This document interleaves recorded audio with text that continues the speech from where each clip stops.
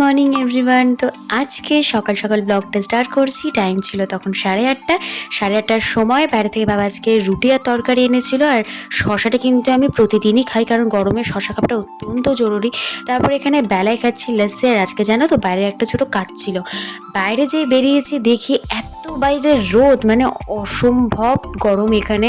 মানে ঘরে থাকলে বোঝা যায় না, যতটা বাইরে থাকলে বোঝা যায়। আচ্ছা, তোমরা কি কমেন্ট করা কি পুরোপুরিই বন্ধ করে দিয়েছো? মানে কেউ এখন কমেন্ট করছো আর আমিও শাউট আউট দিচ্ছি না, তাই প্লিজ কমেন্ট করো তোমাদের ওখানে কেমন গরম পড়েছে।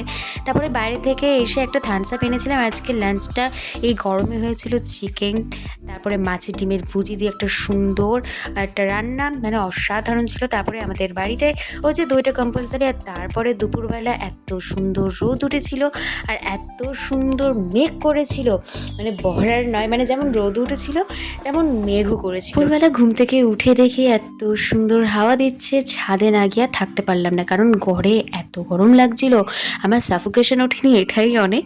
তো যাই হোক, এত সুন্দর হাওয়া দিচ্ছিল কি বলবো। আর তোমাদের মিনি ব্লগগুলো কেমন লাগছে অবশ্যই জানিও।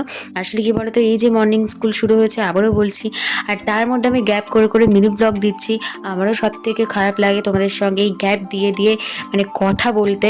প্রতিদিন তোমাদের সাথে কোনো রকম গল্পই হয় না, তার জন্য আমারও খুবই খারাপ লাগে। তারপরে সন্ধ্যাবেলায় মুড়ি আর চানাচুরের লিকার চা খেলাম, কারণ মা সন্ধ্যাবেলা না সেরকম কিছু খেতে চায় না।